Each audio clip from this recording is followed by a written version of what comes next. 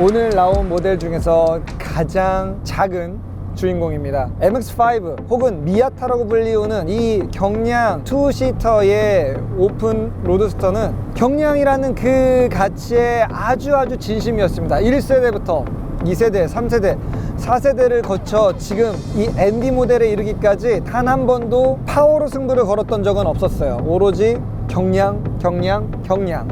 거기에 완벽한 무게 배분에 대한 집념. 이것이 MX-5를 가장 많이 팔린 컴팩트 로드스터로 만들어졌고, 시대를 뛰어넘어서도 꾸준히 엄청난 팬들을 확보하고 있는 인기 비결이 아닐까 싶습니다. 저 개인적으로는 늙지 않는 자동차라고 생각을 합니다.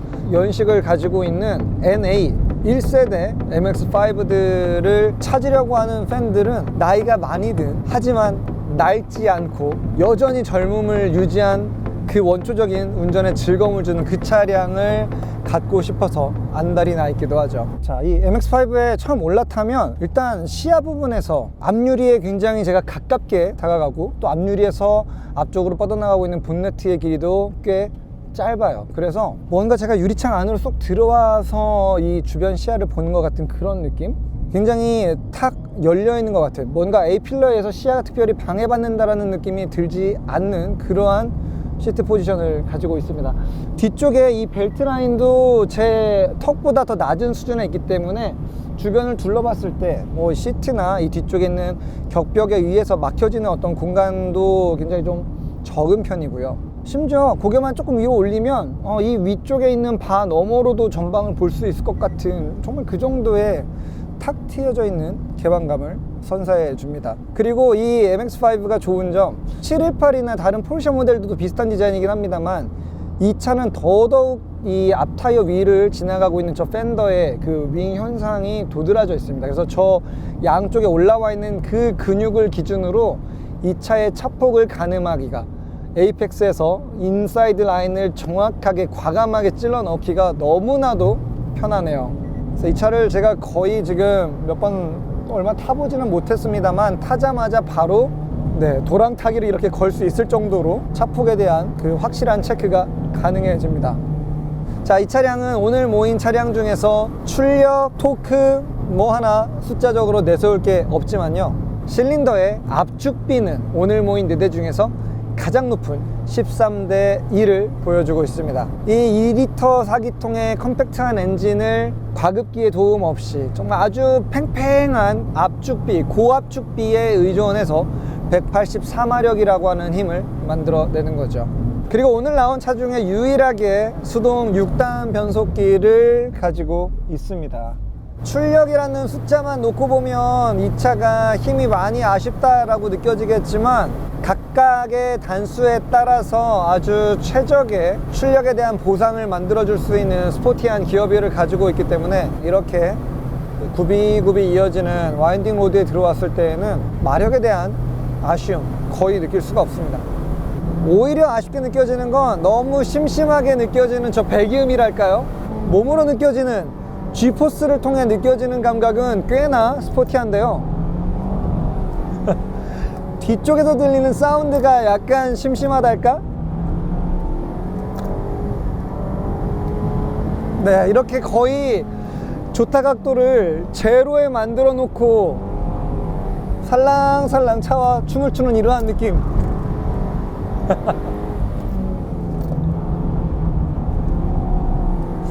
야, 차량같이 드싹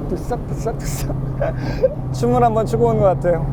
오히려 86보다도 이 차는 더 엉덩이를 적극적으로 흔들어댑니다. 앞뒤에 동일하게 205mm 17인치의 타이어가 들어가 있는데, 출력이 강해서가 아니라 적극적인 하중 이동을 이용해서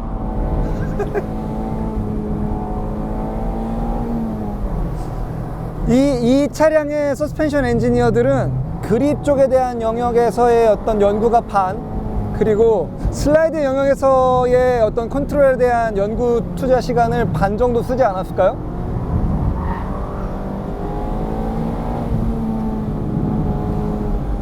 이게 화려하게 파워를 이용해 가지고 슬라이드 앵글을 넓게 만들면서 밀어내는 그러한 형태가 아니라 진짜 우리 카트를 타듯이 전후륜의 한계 그립을 맥스로 측면으로 넣어줄 때 나오는 약간 제로 카운터의 이 영역 이 부분에서의 균형감이 너무 좋아요. 이 정도 이런 거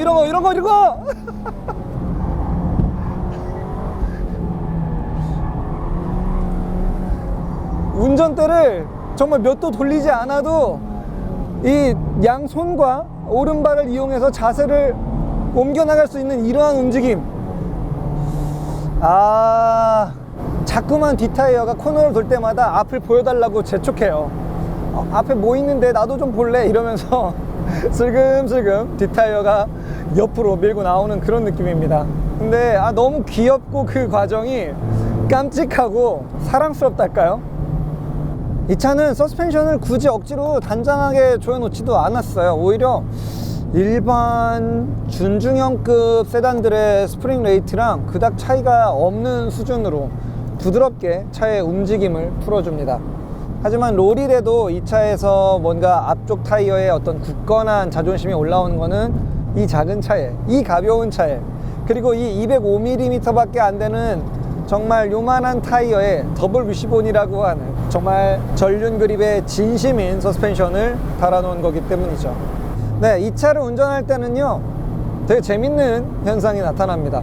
속도계를 바라보지 않게 돼요. 네, 이 차는 중앙 부분에 RPM과 현재 쓰고 있는 기어 단수에 대한 표시가 나오게 있는데, 운전하면서 지금 내가 몇 킬로미터로 달리고 있지 이게 전혀 궁금하지가 않습니다. 그냥 내가 지금 어떤 RPM을 쓰고 있는지, 내가 지금 어떻게 차와 교감하고 있는지, 사실 그냥 이 사실만이 중요해지는 것 같아요. 내가 어느 포인트에서 힐앤토로 다음 RPM을 맞춰줄지, 약간 속세에서 벗어나서 뭔가 진짜 어디 순수주의의 드라이빙 세계로 빠져버린 것 같은 그런 느낌이랄까요? 이 차의 무게는 1030, 1톤에서 딱 30kg이 더해집니다. 그리고 이 차의 운전석에 약 75kg의 성인이 앉았을 때 전후축에 걸리는 하중 배분이 50대 50이 되게끔 하는 정말 그 미친 세팅이죠. 앞서 타봤던 다른 이 컨버터블들은 스포츠 모드, 노멀 모드, 뭐 어떤 차는 에코 모드도 있고요. 또 스포츠 플러스 뭐 여러 가지 주행 모드를 가지고 있었는데, 이 차는 그런 주행 모드를 바꿀 수 있는 버튼이 아예 존재하지 않아요. 네, 이 MX-5의 차주가 힐을 넘겨주면서 저한테 그렇게 얘기하더라고요. 진정한 스포츠카는 스포츠 모드를 따로 만들 필요가 없다. 반박할 수가 없었어요. 꽤나 설득력 있는 이야기입니다. 그리고 이 차에 ESP, 자세 제어 장치도 뭐 몇 단계로 몇 초로 눌러서 해제하고 이런 타입이 아닙니다. 그냥 한번 쿡 클릭만 하면 모든 전자장비의 개입이 꺼지게 되어 있어요. 진짜 쿨하지 않나요?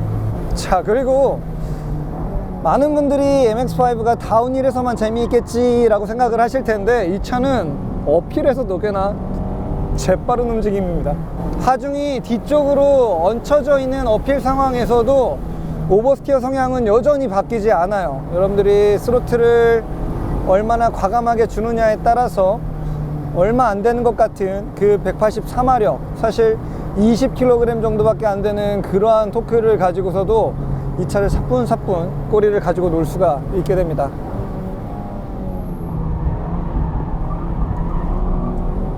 네, 2단에서 워낙 재밌는 차이기 때문에 회전 한계가 약간 아쉽게도 느껴지기는 하네요. 스포츠카에서의 출력은 굉장히 중요한 요소기는 하지만 그 차의 모든 거를 담아내는 건 아닙니다. 제가 GT3에서도 이러한 얘기를 많이 했었는데, GT3는 500마력대 영역에서의 이야기였고요. 지금 이 차는 100마력대 영역이잖아요. 사실 전혀 다른 장르인데 두 스포츠카가 추구하고 있는 방향성이 똑같다라는 점에서 약간 소름이 좀 돋는 것 같아요. MX-5에서는 속도가 중요하지 않습니다. 몇 킬로미터로 달리고 있느냐도 전혀 중요하지가 않아요. 그냥 얼마나 기분이 좋느냐, 그리고 얼마나 내가 이 차와 함께 호흡을 맞추고 있느냐.